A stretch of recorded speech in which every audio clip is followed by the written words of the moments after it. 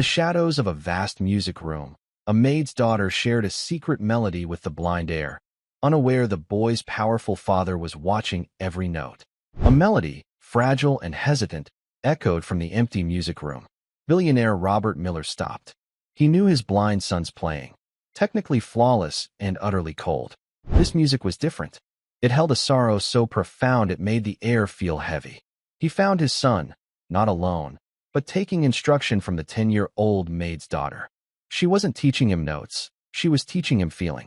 Robert had spent a fortune trying to buy his son this gift, and this child held the key. This isn't just a story about music. It's the story of how a father's ruthless calculation and a mother's desperate choice created a secret that would either save them or destroy them all. And before I forget, where are you watching from today? Leave a comment below. Enjoy the story. A 10-year-old girl sat at a piano, her hands raw from scrubbing floors. This was not her piano. She was the maid's daughter, waiting for her mother in the empty music room of the richest school in the state. The melody was impossible. Robert Miller stopped dead in the silent, polished hallway of Crestwood Academy. It was past 9 at night. The air was still and smelled faintly of lemon wax and old money. Every student was gone. Every teacher had retreated to their comfortable homes. The only sound should have been the low, electric hum of the building's security system. But this was a piano. It was coming from the West Wing music room, his son's music room. Robert knew his son's playing by heart. He had paid for every note of it. Ethan's playing was technical, precise, and utterly flawless. It was also cold. It was the sound of a perfect machine reciting a difficult formula. This music was different. It was hesitant, fragile. Then, it blossomed into a sorrow so profound it made the air in the hallway feel heavy. It was a sound of longing. It was a sound Robert had never heard his blind son make. A flash of sharp annoyance tightened Robert's jaw. He had left Ethan in that room an hour ago. He had a thermos of lukewarm tea and his braille sheet music. Robert was chairing an emergency board meeting in the Miller Tower. It was a sleek, glass-walled annex his own company had funded. His son's nanny had called in sick. Robert was forced to bring Ethan along. It was not ideal, but the music room was a controlled environment. It was safe. It was quiet. It was not, however, supposed to be occupied by anyone else. Robert strode toward the light spilling into the hall. His expensive leather shoes made no sound on the plush runner. He was ready to dismiss whoever had dared to disturb his son. But as he reached the doorway, the sight inside made his breath catch. There was Ethan, his son, sitting at the $200,000 piano. His usual stiff, perfect posture was gone. His shoulders were relaxed. His head was tilted, as if listening to a secret. But he was not alone. Seated beside him on the bench was a small, blonde girl.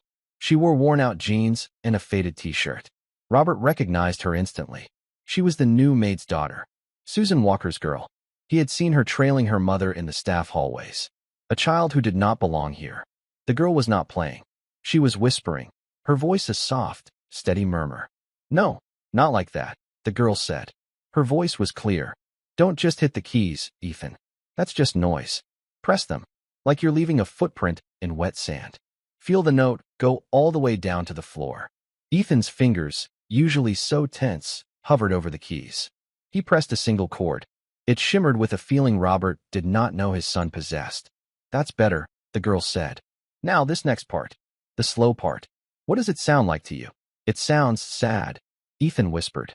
"It is sad," the girl agreed. She tucked her blonde hair behind her ear. "But it's a good sad. My great-uncle Elias, he was in a war. He taught me how to play on his old, broken piano. He said this part sounds like waiting." Ethan turned his head toward her, his sightless eyes wide with curiosity. "Waiting for what?" "They all clear," Chloe said softly. He said the bravest men he knew weren't the ones who charged. They were the ones who could sit still in the dark and just wait. When it's too quiet, and you're scared, but you know you just have to get through it. That's this part of the song. It's the waiting. Can you play the waiting? Ethan played the phrase again. This time, it was not just a series of notes. It was a story. It was patient. It was heavy. It was beautiful. Robert Miller stood frozen in the darkness of the hall. He was a man who controlled a global logistics empire. He managed thousands of employees and billions of dollars in assets. He was reduced to a spy, listening to a 10-year-old girl. He watched her small, unmanicured hand hover near Ethan's, but never touch. She was guiding him with her words alone. She was not teaching him technique. Robert paid a man named Peterson a small fortune to do that. Mr. Peterson, with his conservatory pedigree, drilled scales and timing into Ethan until all the life was gone. This child, she was teaching him feeling. She was translating music into a language of sense and memory. It was a language his son, who lived in a world of darkness, was fluent in. For a moment, Robert's instinct was to stride in. He wanted to reclaim control, to demand an explanation. This was a breach of protocol, a security risk, but he remained rooted to the spot. He was held captive by the scene. He had spent a fortune on specialists. He paid for the best instructors in the country. He did it all in a desperate attempt to give his son an advantage, a skill that would make people forget his deficiency. He had bought him the finest piano. He had enrolled him in the most prestigious school. He had scheduled every minute of Ethan's life to foster a talent that might give him an edge. Nothing had worked. Ethan remained a beautiful, perfectly tuned instrument that no one knew how to play. And here was the maid's daughter, a girl whose name he didn't even know. She was unlocking a part of his son's soul Robert had never been allowed to see. Suddenly, the music stopped. A woman rushed into the room, her face pale with panic.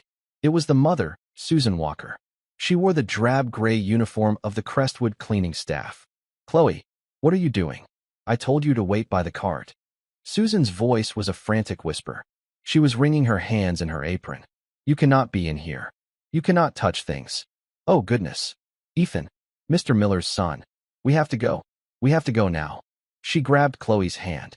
The girl looked confused. "But Mom, we were just dash." "Now, Chloe. I mean it." Susan practically dragged her daughter toward the door. As she stepped into the hallway, she finally saw the tall, imposing figure standing in the shadows. Susan Walker froze. All the color drained from her face. She looked like a mouse that had just run into a hawk. "Mr. Miller," she breathed. Her voice was choked with terror. "Sir, I am so sorry. She just loves the piano. She didn't mean any harm. I was just cleaning the classrooms. It won't happen again. I promise, sir. It will never, ever happen again." Robert looked at the terrified woman. He looked at the small girl hiding behind her mother's legs. Then his gaze went past them, to his son, who was sitting alone at the piano bench, his head bowed. Robert Miller said nothing. He simply turned and walked away, his footsteps echoing down the long, empty hall. He left the mother and daughter trembling in the silence. The next morning, Robert was in his office on the 80th floor of the Miller Dynamics Tower. The sun had not yet risen over the city, but he had been there for an hour. He did not look at the panoramic view. His focus was on a single, encrypted email he was typing. The recipient was Frank. Frank was the discreet and unervingly efficient head of his corporate security team. "Frank," the message read, "I need a comprehensive report on a staff member at Crestwood Academy. Name is Susan Walker. She's on the custodial team. I want to know everything. Employment history, financials, family. Specifically, her daughter. The blonde one. I want to know where she learned to play. I need it by noon." He hit send. The click of the key was the only sound in the vast, silent office. His 10 o'clock meeting was with Dean Hardwick. Hardwick was the new headmaster of Crestwood Academy. He was a man who seemed assembled from a catalog of expensive East Coast accessories. He had perfect teeth, a watch worth more than a small car, and an ambition so sharp you could almost see it. "Robert, a pleasure," Hardwick said, gesturing to a leather chair in his needlessly large office. "Thank you for making the time. I know what the CEO of a company like Miller Dynamics deals with daily." "The school is a priority investment, Dean," Robert said. He cut through the pleasantries. "What's on the agenda?" Hardwick's smile widened. "The Legacy Gala. It's in 6 weeks. This year, I want it to be spectacular. We're courting the Henderson Foundation for the new Miller Center for Global Strategy. I want to put on a show that reminds them why Crestwood is the premier academy in the country." He slid a glossy brochure across his desk. "And to that end, I was hoping Ethan would perform." Robert looked at him, his face impassive. "He performs at the winter recital every year." "Yes, but this is different. I don't want a simple student performance. I want a showpiece. The centerpiece of the evening. We have him listed in the program as a prodigy. I want him to play something that proves it. Something breathtaking." The pressure was immediate and unwelcome. Hardwick was not asking as an educator. He was leveraging Robert's blind son as a fundraising tool. It was a game Robert understood. It was a game he usually played better than anyone. But today, the thought of Ethan on a stage, playing a technically flawless but emotionally empty piece for a room of investors, felt like a failure. It felt like the cold, precise notes he had always heard. It was not the music he had heard last night. "I'll speak with his tutor," Robert said noncommittally. "Excellent." Hardwick beamed. "We're all counting on him. On you." As Robert was leaving, he was forced to pause. His regular tutor, Mr. Peterson, was just arriving for Ethan's lesson. Mr. Miller, a word? Peterson was a thin man with a perpetually pinched expression. "I'm busy, Peterson. It's about Ethan. The gala." Dean Hardwick informed me. "I must be frank, Robert. The boy's technique is solid. But his interpretation, it's juvenile. He lacks the emotional maturity for the piece Hardwick has selected. And you're the man to fix that." Robert asked, his voice flat. "I am. But it will require discipline. More lessons. Fewer distractions. He seems unfocused lately." Robert thought of the maid's daughter. "I'll see to it he's focused. Do your job." Robert decided to stay. He wanted to see his investment in action. He stood in the back of the music room, a silent, intimidating presence. The lesson was a disaster. "No, no," Peterson snapped, his voice sharp. He rapped a pencil on the piano lid. "The timing, Ethan. You are dragging the allegro. It must be precise. From the top." Ethan's shoulders tensed. He began again. His fingers flew across the keys in a technically perfect but utterly lifeless cascade of notes. "Better," Peterson conceded. "But there is no feeling. You are a gifted child, Ethan, but you play like an automaton. You must connect with the composer's intent." I don't know what he intended," Ethan said, his voice barely a whisper. "Then you must study," the man retorted. "It is all here. The notations, the dynamics. It is a formula, Ethan, not a guessing game. It is math." Now again, from the top. Robert watched his son shrink on the bench. His face was pale. His hands were trembling slightly. The joy, the tentative, curious expression Robert had seen the night before, it was gone. It was replaced by a familiar mask of anxious obedience. Robert had seen enough. This was not a rescue mission. This was an acquisition. His son's spirit was the prize. The sterile, by-the-book methods of the world he had built were failing. The janitor's daughter, with her talk of war stories and footprints in the sand, was succeeding. He couldn't let Hardwick's ambition or Peterson's rigid pedagogy destroy the one spark of light he had seen in his son. Later that afternoon, an alert pinged on his laptop. It was the file from Frank. He opened the encrypted attachment. Subject, Susan Walker. Age 38. Status, widowed. Residence, 14B Willow Creek Apartments, West District.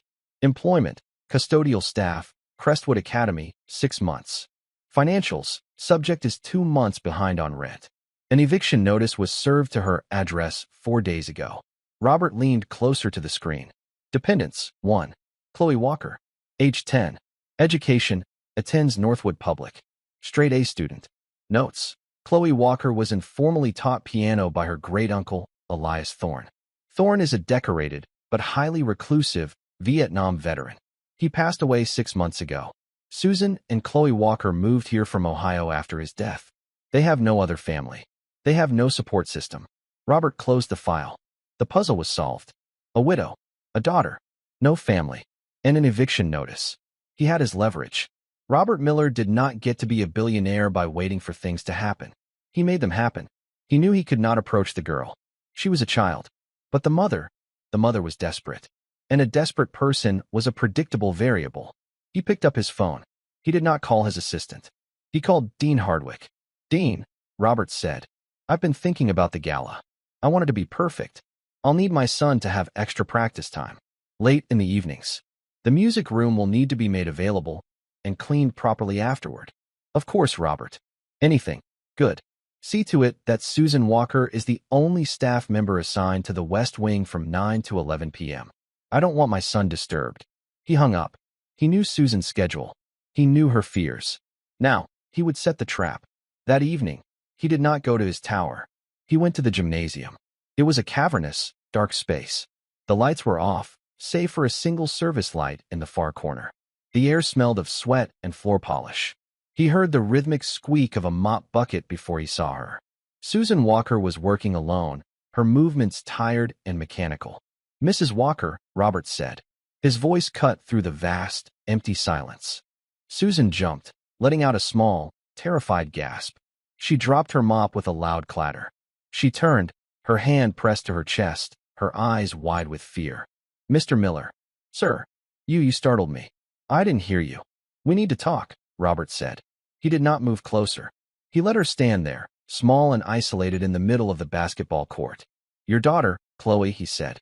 "She has been interfering with my son's practice." Susan turned white. "Sir, I promise, it will never happen again. I told her she is not to go near the music room. I am so sorry, Dash." "On the contrary," Robert interrupted. "It will happen every night." Susan stared at him, her brow furrowed in utter confusion. "Sir, I don't understand. It's a simple proposal, Mrs. Walker. Your daughter. She will teach my son." "Teach?" Susan looked horrified. "Sir, no. She's just a child.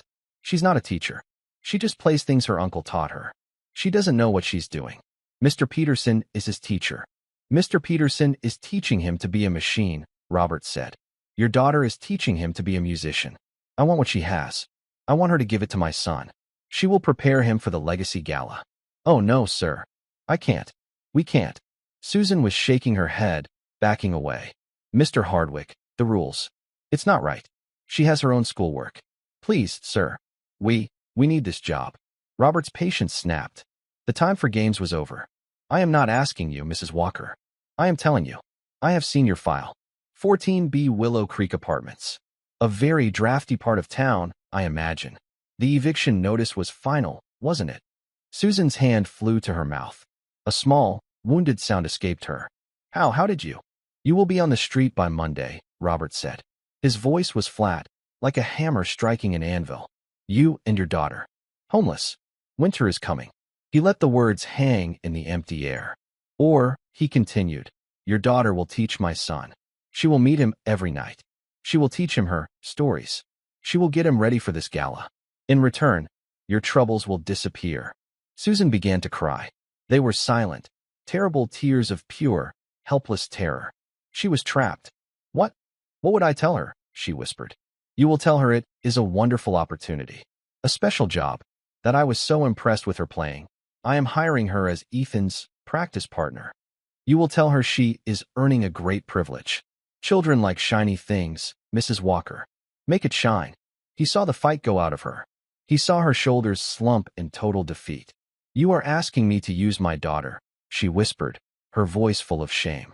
"I am asking you to be practical," Robert said. "I am offering your child a warm bed to sleep in. All she has to do is play the piano. It is a simple transaction." He waited. The only sound was the drip of the mop into the bucket. "Yes," Susan finally said. The word was a bare thread of a sound. "Yes, sir. We will do it." "I knew you'd be reasonable," Robert said. He turned to leave. "But—" Susan's voice, small but suddenly hard, stopped him. He turned back. "She does it her way," the woman said, wiping her face with her sleeve. She was still terrified, but there was a flicker of new, defiant anger. "No, Mr. Peterson. No schedules. She teaches Ethan. How she teaches him. Those are the terms." Robert considered it for a moment. He gave a slight, almost imperceptible nod. Agreed. The deal was struck. A dark pact made in the empty gymnasium. Robert Miller walked out, his mission accomplished. He had secured his asset. He had gotten exactly what he wanted. So why? As he heard the woman's quiet, broken sobs echo behind him, did his victory feel so hollow? The drive home to the Willow Creek Apartments was suffocating. Susan Walker gripped the steering wheel of her sputtering 15-year-old car. Her knuckles were white. The check engine light glowed faintly on the cracked dashboard. It was another problem she couldn't afford to fix. Beside her, Chloe was humming. She was tapping a complex rhythm on her knee. She was a child, and the fear from the encounter with Mr. Miller had already faded, replaced by simple, end-of-day tiredness.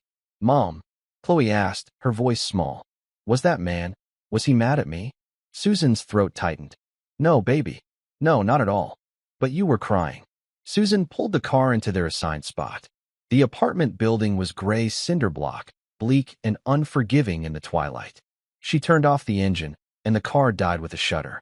She sat in the silence for a long moment, the lie tasting like ash in her mouth. In fact, Susan said, forcing a brightness into her voice that felt brittle and false. He was very impressed. Chloe's head snapped up. Her blonde hair caught the dim parking lot light. Impressed? With me? With your playing? Very impressed. Susan took a deep breath. This was the performance of her life. So impressed that he wants to hire you. As a practice partner. For his son. Chloe's eyes went wide. Hire me? Like, for money? Yes. A lot of money, baby. This was the shiny part. The part Robert Miller had told her to use. Enough money that we don't have to worry anymore. About anything. Wow. Chloe processed this. So, I just play piano with Ethan? Like tonight. That's right. You just do what you did tonight. Talk to him. Help him get ready for his big recital. The shame was a physical weight, pressing down on Susan's chest. She was pimping out her daughter's kindness. Her child's one, pure gift, inherited from a dead war hero, was now a commodity. A service to be rendered in exchange for a roof over their heads. But what about Mr. Peterson? Chloe asked, her brow furrowing. He's the teacher. I'm not a teacher. Mr. Peterson will handle the technical parts, Susan said, grasping for the words. You are there for the inspiration. Mr. Miller said you have a gift, Chloe. He wants you to share it. Chloe beamed. It was a pure, uncomplicated smile of a 10-year-old who had just been told she was special. The smile broke Susan's heart. Okay, Mom, Chloe said, nodding seriously. I can do that. I'll help him. For us. And for Uncle Elias. He always said music was for sharing, not for keeping locked up. That's my girl, Susan whispered. She pulled her daughter into a desperate hug, burying her face in Chloe's hair. That's my good girl. The next night, Robert Miller was not in the hallway. He was in the school's central security office. Dean Hardwick had given him his own private access code. The school, funded so heavily by Miller Dynamics, was essentially his property. The room was dark, lit only by the blue glow of a dozen monitors. Robert sat in a leather chair, his suit jacket still on. He had a direct audio and video feed from the West Wing music room. It was crisp, high definition. He could see the dust motes dancing in the light above the piano. He was a ghost in the machine, a silent, all-seeing God in this small, controlled world. At precisely 9:05 p.m., the door to the music room opened. Susan Walker poked her head in first. Her eyes darted around the room, as if she could sense Robert's presence. Ethan, she called softly. Chloe is here. To practice with you. Ethan was already at the bench, his posture rigid. He had been waiting for 10 minutes. Mr. Miller, my father, he said she was coming. Susan ushered Chloe into the room. Chloe was holding a small, worn, cloth-bound book. Well, all right, Susan said, her voice strained. I'll be just down the hall. Cleaning. You two be good. She backed out of the room, pulling the heavy door shut. The lock clicked, a sound of finality. On the monitor, Robert watched the two children. They were alone. For a full minute, neither of them spoke. The silence was loud. Ethan sat facing the keys. Chloe stood awkwardly by the door, dwarfed by the massive, gleaming piano. Finally, Chloe walked over. She didn't sit on the bench. She stood beside it, looking at Ethan. So, she said, the gala. That's a big deal, huh? Ethan nodded, his fingers laced together in his lap. It's for my father's new building. He said it has to be perfect. Perfect, Chloe repeated. The words sounded strange on her tongue. My Uncle Elias. He always said perfect is the enemy of good. He said perfect is a cage. You spend all your time trying not to mess up. You forget to just make the music. Ethan turned his head toward her. His sightless eyes were blank, but his expression was one of deep, ingrained skepticism. Mr. Peterson says there is only one right way. The composer's way. The notes on the page. That's all there is. He's wrong, Chloe said simply. Robert Miller, in his dark room, leaned forward. The girl's simple audacity was astonishing. The notes are just the map, Chloe continued. She tapped the braille sheet music on the stand. This is just directions. It's not the place. You're playing the directions. You're not taking us to the place. Ethan seemed to shrink. I don't know what that means. I don't know how. I can't see the place. You don't have to see it, Chloe said, her voice softening. You have to feel it. Here. She finally slid onto the bench beside him. The bench was built for one, and they were crammed together, their shoulders touching. Robert watched his son flinch at the contact. Ethan was not used to casual, unplanned touch. "What's the piece?" Chloe asked. "Chopin. The heroic Polonaise." "Pola what?" "Polonaise. In A-flat major. Opus 53. Chloe blinked. "Okay, that sounds hard." "It is," Ethan said. "It's very fast here. And the octaves in the left hand. They're supposed to be like cannon fire. Mr. Peterson says mine sound like raindrops." "Cannon fire," Chloe mused. She opened the cloth-bound book she'd brought. It was a tattered, old journal. My Uncle Elias wrote stuff down. Stories. For his music. Robert zoomed one of the cameras in on the book. It was filled with a man's messy, slanted handwriting. "He told me. War isn't just explosions," Chloe read softly, tracing the words with her finger. "He said the scariest part wasn't the noise. It was the ground. Shaking. He said you felt it in your bones, before you even heard it. A rumble. Like a giant, angry giant was walking toward you, miles away." She looked at Ethan. "Maybe it's not cannon fire. Maybe it's the rumble. Before the cannon. Can you play that? Don't use your fingers. Use your whole arm. From your shoulder. Make the piano shake. Just one note." Ethan's brow furrowed. "Just one note. Just one. The lowest one you can find. Make it rumble." Ethan was clearly confused. This was not a lesson. This was a game. But he was trapped. His father had ordered this. He slowly moved his left hand to the far end of the keyboard.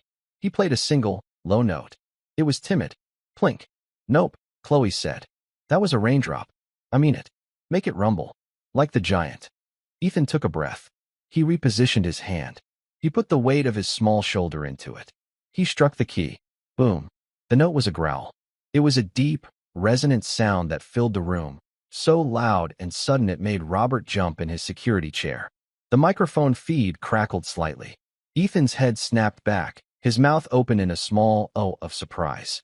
He had never made the piano make a sound like that. Chloe grinned. "See? A rumble. Now, can you do that, but with the notes? The fast part." It's too fast," Ethan stammered. "Who cares about fast?" Chloe said. "Play it slow. Play the rumble. Play the giant walking. I don't care about the notes. I care about the giant."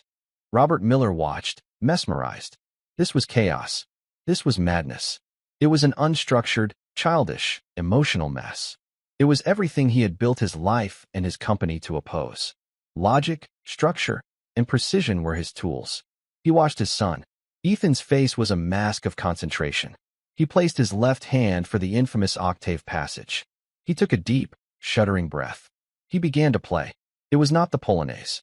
Not as Chopin wrote it. It was slow. It was plodding. But it was terrifying. Each octave was a heavy, deliberate footstep. The piano, that $200,000 symbol of sterile perfection, was vibrating with a deep, menacing power. Ethan was not just playing notes. He was doing exactly what the girl had said. He was playing a giant. Robert felt a chill run up his spine.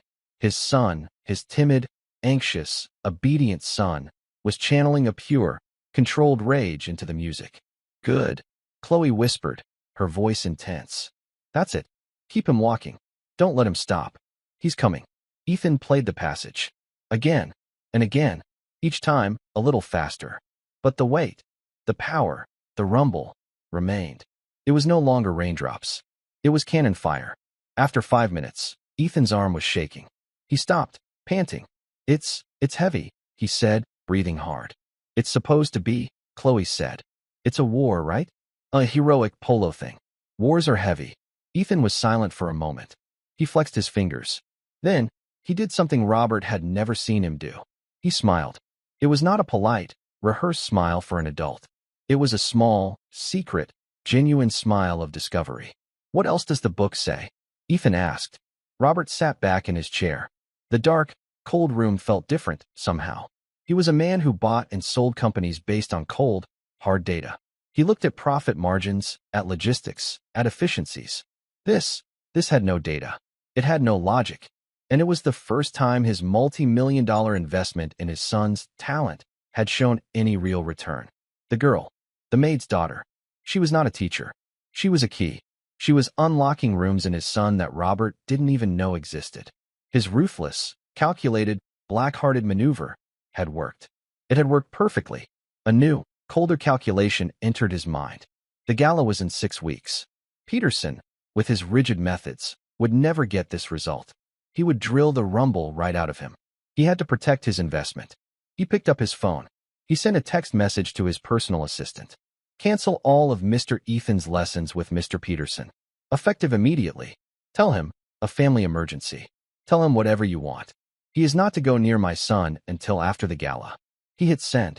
In the music room, Chloe was now playing a simple melody with one hand, a folk tune Robert didn't recognize. This was Uncle Elias's go-to-sleep song, she said. He said after all the noise, you needed a song to put the quiet back in. Ethan listened, his head tilted. Then, his right hand found the keys. He began to play the melody with her, in harmony. Robert Miller sat alone in the dark, watching the two children play. He had won. He had secured the gala performance.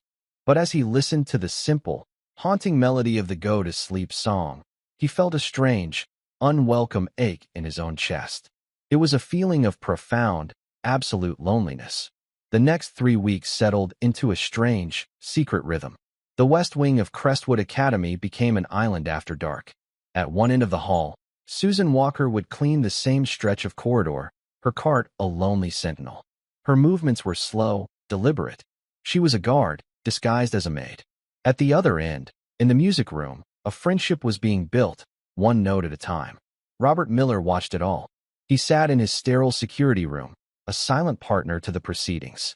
He had canceled 3 international business trips. He told his board it was to oversee the final preparations for the Miller Center. In truth, he was glued to the monitor.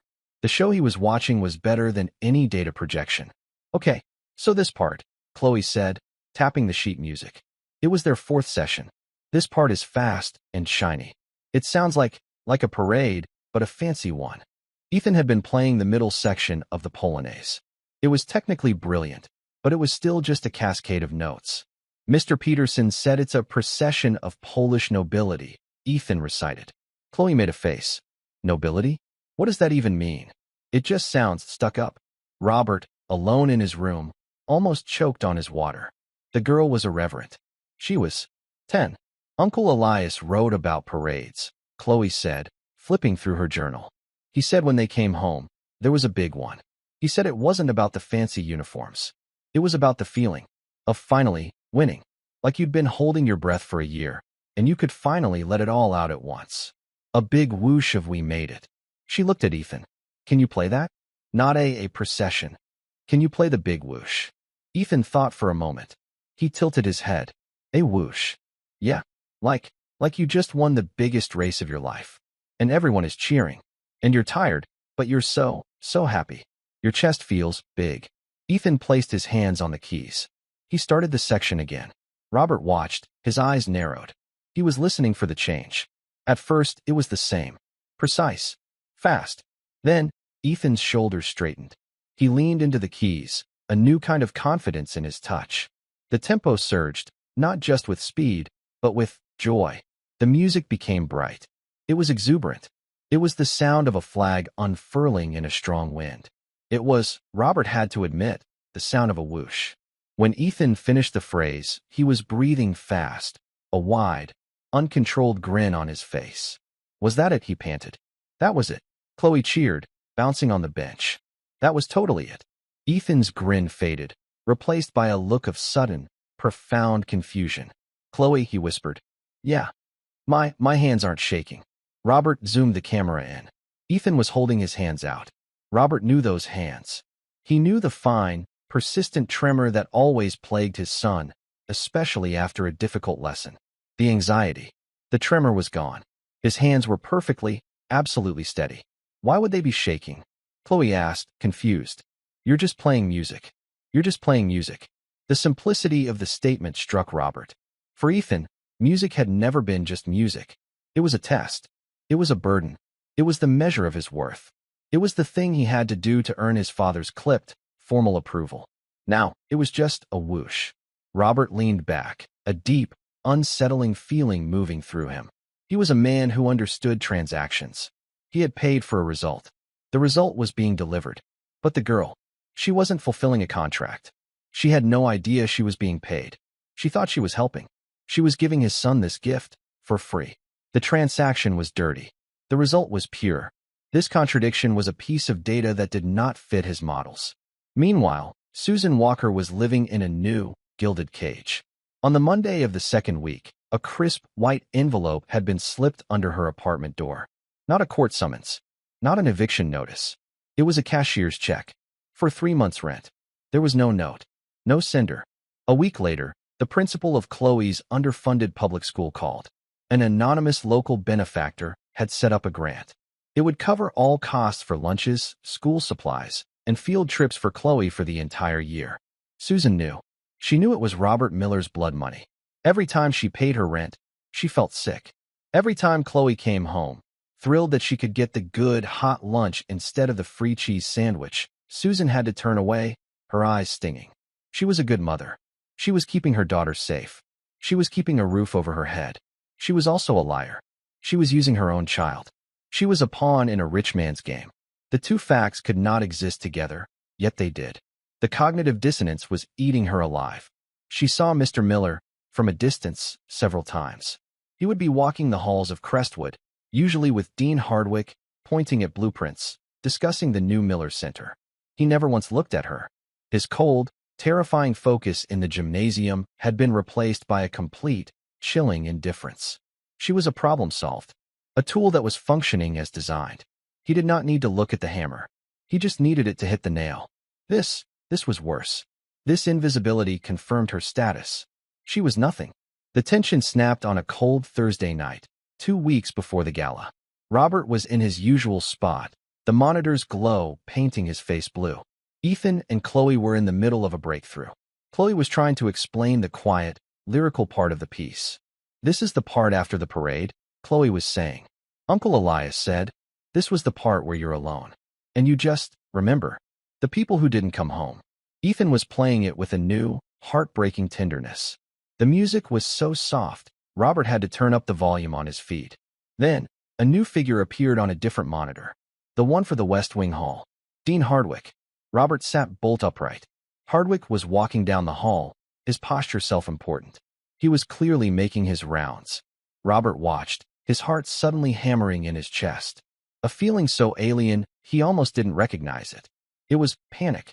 The entire, delicate, secret arrangement was about to be blown to pieces. On the monitor, Robert saw Susan. She was at the far end of the hall, mopping. She saw Hardwick. Her entire body went rigid. Hardwick was halfway to the music room. He was going to hear the piano. He was going to walk in. He would see Ethan. And he would see the maid's daughter. The fallout would be catastrophic. Hardwick would feel that Robert had gone behind his back. The carefully constructed narrative of Ethan's prodigy status would be revealed as a fraud, propped up by a 10-year-old. Peterson would have to be brought back. The girl would be fired. Susan would be ruined. And Ethan? Robert thought of his son's hands. Steady. Happy. This could not happen. Robert's hand shot to his phone. He could call Hardwick. He could invent an emergency. But it was too late. Hardwick was 20 feet from the door. Then, Susan Walker moved. She shoved her mop and bucket aside. The clatter echoed in the hall. Dean Hardwick. "Sir." Her voice was sharp, laced with a panic so real it was almost brilliant. Hardwick stopped, annoyed at the interruption. He turned to the flustered maid. "Yes? What is it, Mrs. Walker?" "Susan Walker." "Sir, I'm so glad I caught you." She was half running toward him, wringing her hands, her face a mask of believable terror. There's a huge water leak. In the staff lounge. It's the ceiling tile. It's just gushing." Hardwick's expression soured. "Gushing? Are you sure? The plumbing in this wing is new." "Yes, sir. I put a bucket under it, but it's going everywhere. It's going to ruin the new carpets." I didn't know who to call. She had him. Hardwick's one true love was the school's pristine, expensive infrastructure. The thought of water damage to his new carpets was more alarming than a fire. "For heaven's sake," he snapped. "Why are you standing here? Show me." He turned, following Susan as she scurried away, back down the hall. Robert watched them go. He watched until they rounded the corner. He was alone again in the dark. The only sound was the feed from the music room. The soft, tender, uninterrupted melody of Chopin. Robert let out a breath he didn't realize he'd been holding. His hands were shaking. He looked at the monitor of the empty hallway.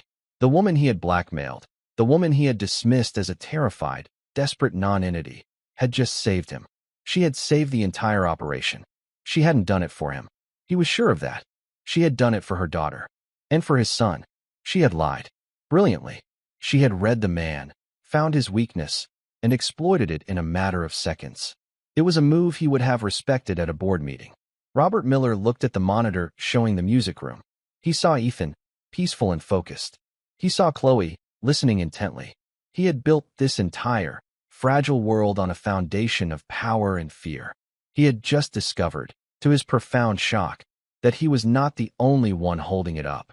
The night of the Legacy Gala arrived. The new Miller Center for Global Strategy was a cathedral of glass and steel. Robert had ensured it was flawless. It was filled with the low, confident hum of old money and new power. The air smelled of expensive perfume and catered canapes. Men in tuxedos and women in elegant gowns drifted across the marble floor. They sipped champagne and admired the architectural genius of Robert Miller. Robert was not admiring the architecture. He stood at the back of the grand hall, his hands clasped behind his back. He was a statue of perfect composure. Inside, his stomach was a cold, hard knot. For the first time in his professional life, he was not in control. He had built an empire by mastering variables. He predicted markets. He controlled supply chains. He dictated terms. Tonight, his most important merger, the joining of his son to the world, was completely out of his hands. It did not depend on market projections or hostile takeovers. It depended on the courage of a 10-year-old blind boy and the secret stories of a 10-year-old girl. He checked his watch. 8:50 p.m. Dean Hardwick was gliding through the crowd, his teeth gleaming. He was a shark in a tuxedo, sensing the blood in the water. The Hendersons, the night's biggest donors, were at his side. "Robert, a triumph," Hardwick said, his voice just loud enough for the Hendersons to hear. "The building is magnificent. They are completely floored. And now, for the main event. Our prodigy. I trust he is ready to secure the donation." The implication was clear. Ethan was the final piece of the transaction. "He is ready," Robert said, his voice flat. He hoped it was true. Backstage, in a small, windowless prep room, Ethan was not ready. The room was cramped. It smelled of dust, old curtains, and the faint, greasy odor of the catering kitchen. The distant noise of the crowd was a muffled, intimidating roar. It was all wrong. It was not his safe, quiet music room. He was sitting on a folding chair, his small hands clasped so tightly his knuckles were white. The tremor was back, worse than ever. "I can't," he whispered to Susan Walker, who was standing by the door. She had been given a backstage pass identifying her as staff. "I can't. There are too many sounds." His head was twitching, a small, bird-like motion, as he tried to process the sensory overload. "I hear forks on plates. I hear high heels clicking on the marble. It's too sharp. It's too loud. I can't find the music, Susan. I can't find the bubble." Susan's heart broke. She knelt in front of him, taking his icy hands. "Just breathe, Ethan. Like we practiced. Just breathe. You can do this." But he was already too far gone, lost in the noise. "No, I can't. I'm going to be sick." Chloe, who had been standing silently in the corner, stepped forward. She wore a simple blue dress. It was the first new dress Susan had been able to buy her in over a year. The anonymous grant money. The shame of it pricked at Susan, even now. Chloe walked over to Ethan. She didn't reach for his hands. She simply stood in front of him, close enough for him to feel her presence. "You're not in the dark," she said softly. "Yes, I am," Ethan whispered, his voice desperate. "I'm always in the dark. But now, the dark is full. It's full of people." "No," Chloe insisted. She reached out and tapped his shoulder, a simple, grounding touch. "You're not in the dark. You're just in the waiting part." Ethan's twitching head stilled. He turned toward her voice. "Waiting, like Uncle Elias. Remember?" Chloe's voice was calm and steady, a lighthouse in his panic. "He said you don't fight the dark. You don't fight the noise. You just make a little space for yourself inside it. A bubble. You just listen for your own breathing. And you wait for your moment. This isn't the doing part yet, Ethan. This is just the waiting." You're just waiting for the all clear. She reached out, and, for the first time, she put her small hand over his. Her hand was warm and steady. Find your bubble, she whispered. I'll be right here. In the wings. I'll be your all clear. When you hear them say your name, that's it. That's the signal. Ethan's trembling did not stop, but it quieted. He took a single, shuddering breath. He held onto her hand. It is my honor. Dean Hardwick's voice boomed from the stage, the sound sudden and painfully loud on the backstage speaker. To introduce the future of Crestwood, a true musical prodigy, Ethan Miller. Susan opened the door. The applause was a physical wall of sound. Ethan squeezed Chloe's hand once, hard. Then he let go. Okay, he whispered. He stood up. He was pale, but he was standing. He walked out of the dark, into the light.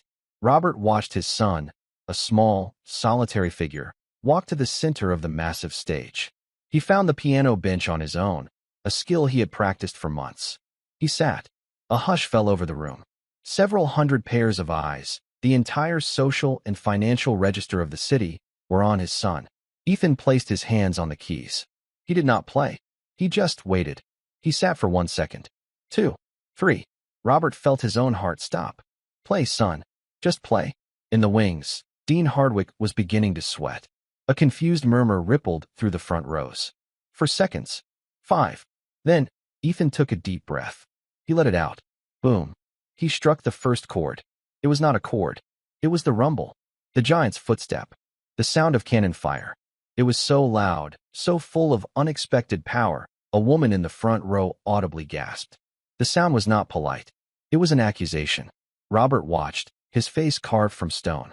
Ethan began to play. It was not a performance. It was a war. It was a story. The audience was transported. They heard the heavy, terrifying rumble of the left hand.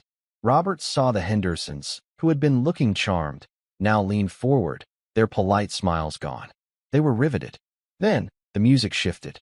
The parade began. The bright, joyful whoosh filled the hall. The melody, fast and brilliant, was not just technically perfect, it was exuberant. It was the sound of a flag unfurling in a strong wind. Robert saw the audience relax, saw them smile. They felt the wind. He felt his own chest swell with a feeling so warm and bright it was painful. It was pride. But the story wasn't over. The music softened. It slowed. The final, heartbreaking melody began. The song for the ones who didn't come home. The hall was so quiet. Robert could hear the air moving through the vents. Ethan wasn't just playing a quiet part. He was playing the cost of the parade. When the final, tender note faded into silence, the room was completely still. No one breathed. They were all, for a moment, suspended in the bubble Ethan had created. Then, the applause began. It was not polite. It was a roar. A standing ovation. It was an emotional release. People were weeping. Robert Miller himself was clapping, his hands stinging, his vision strangely blurred. Dean Hardwick rushed the stage, his face saved, beaming with triumph. He raised Ethan's hand like a champion boxer. Ethan Miller, he shouted over the cheers. A true genius. His work with his tutor, Mr. Peterson, is a testament to the Crestwood standard. He handed the microphone to Ethan. Tell them, Ethan. Tell them about the hard work. Ethan held the microphone. He was trembling again from the applause. He stood small, facing the wall of noise. He was supposed to say thank you and walk off. That was the plan. But he could feel Chloe's presence in the wings. He heard Hardwick's words. Mr. Peterson. It was a lie. Thank you, he said, his small voice echoing through the hall. But Mr. Peterson didn't teach me this. The applause faltered, dying in patches. A confused silence spread. Hardwick's smile froze. Robert Miller stopped clapping. Mr. Peterson taught me the notes. Ethan continued, his voice finding strength. He was blind. He couldn't see the hundreds of horrified, confused faces. He was just talking. But my friend taught me the music. She taught me about the giant.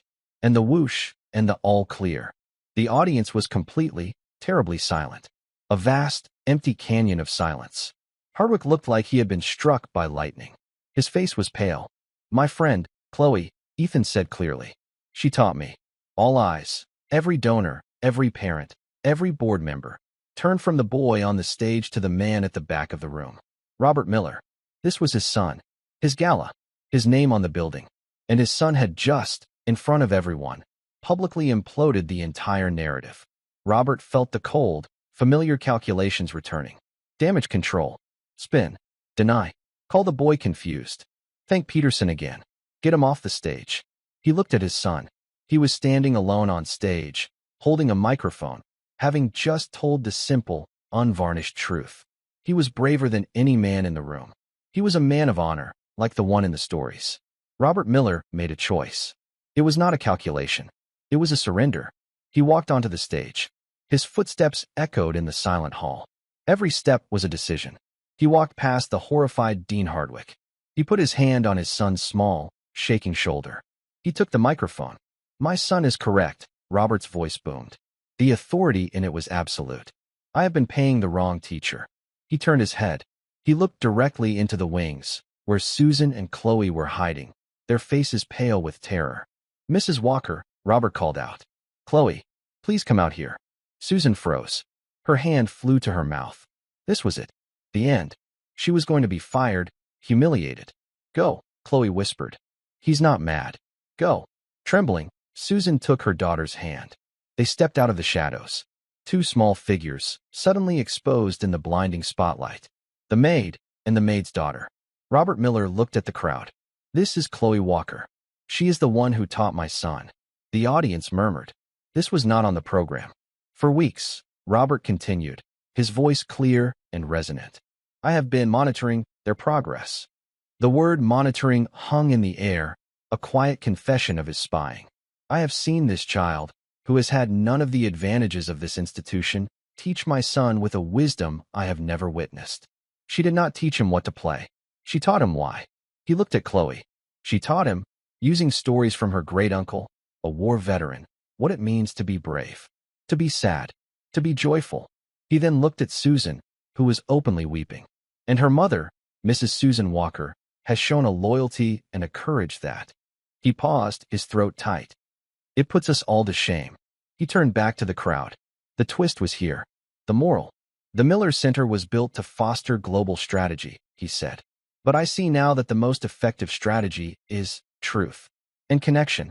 Therefore, the first official act of this center will be to create the Elias Thorne Music Grant. It will fund a new program based on this method, this storytelling, this feeling. He smiled, a real smile. It transformed his face. And its first recipient, with a full, permanent scholarship to Crestwood Academy, will be its founder, Chloe Walker. Chloe's hand flew to her mouth. Susan let out a sob, a sound of such profound relief that the people in the front row heard it. And, Robert added, looking at Susan, the program will need an administrator, someone with proven courage and strategic skill. I trust Mrs. Walker will accept the position. The salary will be appropriate. The audience, stunned, finally understood. This was not a scandal. This was a redemption. The applause was deafening, 1,000 times louder than before. Later that night, the gala was over. The hall was empty, dark and quiet. The adrenaline was gone, leaving a clean, peaceful stillness. Robert, Ethan, Susan, and Chloe stood in the quiet, cavernous music room. The pact, born of blackmail, was now broken by the truth. Susan was the first to speak, her voice thick with emotion. Mr. Miller, a scholarship. A job. I don't know what to say. Why? After what you... Thank you. Robert looked at her. The arrogance was gone. He looked, for the first time, tired. Susan, what I did to you, the leverage I used, it was unforgivable. He said the words clearly. A confession. I thought I was solving a problem. I didn't realize I was breaking a family. You saved my son. And tonight, you saved me from myself. You have nothing to thank me for. It is I who am in your debt. He then knelt. It was an awkward, unfamiliar motion for him. He knelt in front of Chloe. The stories, he said, his voice quiet. Your great-uncle's stories. They are very powerful. He was a good man, Chloe said softly. My son, he lives in the dark, Robert said, his throat tight. He looked at the floor. I thought I had to give him weapons. Technique. Perfection. To fight his way out. I was trying to build him armor. He looked up at Chloe, his eyes shining. But you didn't give him a weapon. You gave him a light. He looked over at his own son, who was standing beside him, steady and calm. I would like to hear them, Robert said, his voice barely a whisper. The stories. All of them. From the beginning. If you would share them. Ethan smiled. He reached his hand out, not toward the piano, but toward the sound of his father's voice. Robert stood, and, for the first time, he didn't just pat his son's shoulder. He took his hand. Ethan leaned his head, just slightly, against his father's side. Chloe sat on the piano bench, opening her worn, cloth-bound journal. In the quiet music room, with the billionaire, the maid, and the blind boy all listening, she found the first page. My Uncle Elias. He said the bravest men he knew weren't the ones who charged. The music had stopped, but the story was just beginning. And for now, that's where we'll leave the story. My hope is that this was a welcome pause in your day, a chance to step away from the everyday and just get lost for a moment. I'd genuinely love to know where this story found you. Were you listening with a cup of tea, winding down for the night, or perhaps on a quiet commute? Share a glimpse of your scene in the comments. I truly do read every single one. If you enjoyed this and want to make sure we find each other again, hitting like and subscribing makes a huge difference. We're always trying to make these stories better, so please feel free to share your feedback below as well. Thank you for spending this time with me.